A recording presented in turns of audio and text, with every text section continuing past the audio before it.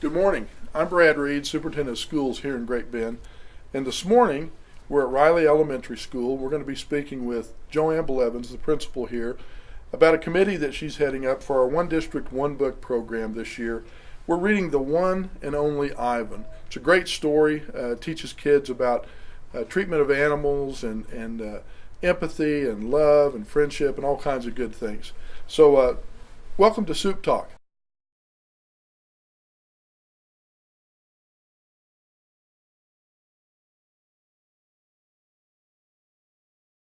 Good morning. I'm Brad Reed, Superintendent of Schools here in Great Bend, and this morning on Supetalk, we're here at Riley Elementary School, one of our great elementary schools here in Great Bend, and we're with the principal of Riley Elementary, Joanne Blevins, and we're going to talk a little bit about our second annual One District, One Book program. We started last year, and this is a community-wide literacy program, and it involves all of our kids in our district from K through 6th grade, and then plus some of the private schools around town. So we have about 1,600, 1,700 kids involved in this program. And last year we read The World According to Humphrey. This year, as you can see, our One District, One Book is The One and Only Ivan. And we're just a couple of weeks into it, and we wanted to talk with Ms. Blevins, who's also our chairperson for this committee that has organized the One District, One Book program. So, Ms. Blevins, we're glad to be here with you. How's it gotten started so far this year? It's been a great start. We started on September 22nd with the Sedgwick County Zoo. They came in to all of our elementary schools and presented a great presentation and taught us about gorillas, which is Ivan, our main character, and they talked about elephants, which Stella and Ruby are certainly of that species, as well as brought in other animals. They actually brought animals in and wowed us and the children and got us excited for the one and only Ivan. Well, I don't know how you feel. I know as I go around the district and I go around the community, it seems like this year that there was a lot of excitement last year, but it seems like this year there was even more excitement as we got ready. And I know the kickoff with the zoo was something that the kids are still talking about.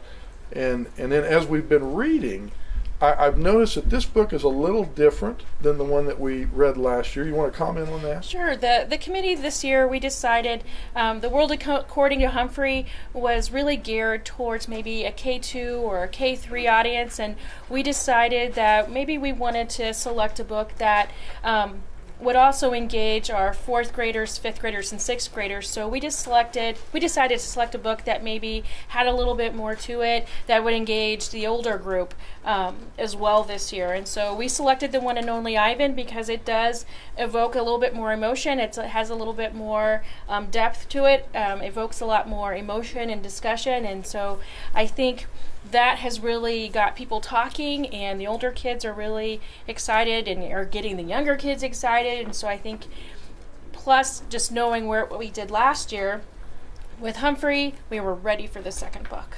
Well, and I know that it's, as we've been reading it, I've got an elementary student at home myself, and we're reading just like everybody else. And it's a little different. Last year's book was a little more fun and lighthearted.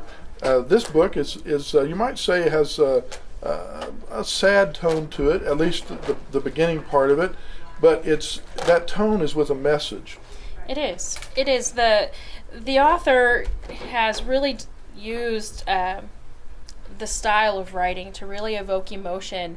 And right now, the emotion that the reader is getting is one of sadness and concern for Ivan and Stella and Ruby and the other animals at the Big Top Mall exhibit. And we really start to feel for them and understand what it's like to be living where Ivan is living and what he and the other animals are going through. And I won't give away the story, but I will tell readers to hang on, because as we get towards the resolution, the emotions do change quite a bit, and I think the reader will be pleasantly surprised about where Ivan and the rest of his friends, where they go and what they do later on. Well, and as the parents or grandparents go through it with their young people, what a great opportunity to have discussions about things like treatment of animals, humane treatment, and empathy,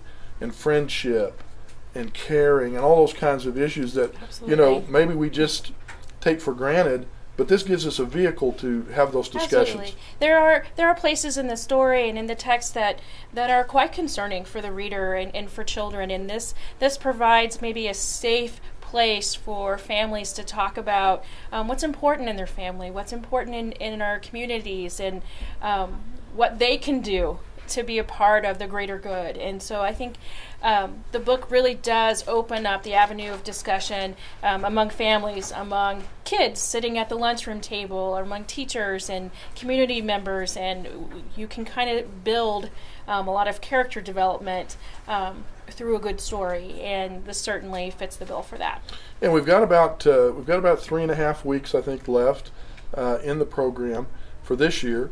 And I know we've got some things going on around the community. Can you tell us about a few of those things? We are joining Long's Pumpkin Patch out by Barton Community College, where from 4 to 6 on Tuesday, Wednesday, and Thursday, it's just for participants of One District, One Book who are reading Ivan, and the Corn Maze will feature trivia about the book, so hopefully readers are caught up and so they can get through the maze.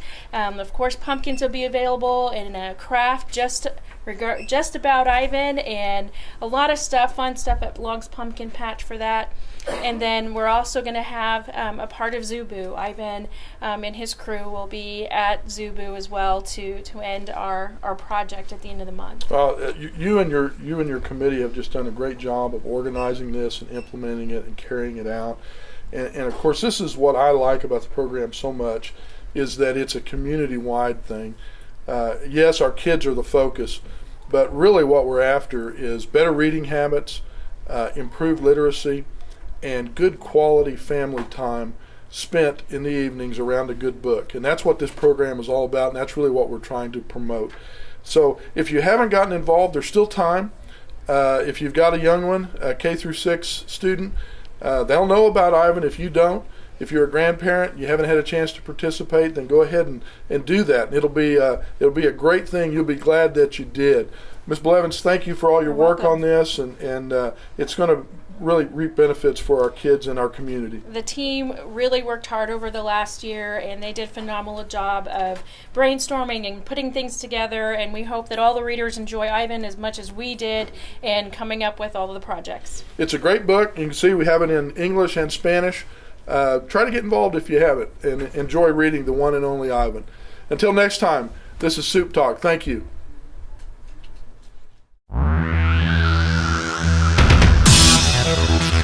Thank you.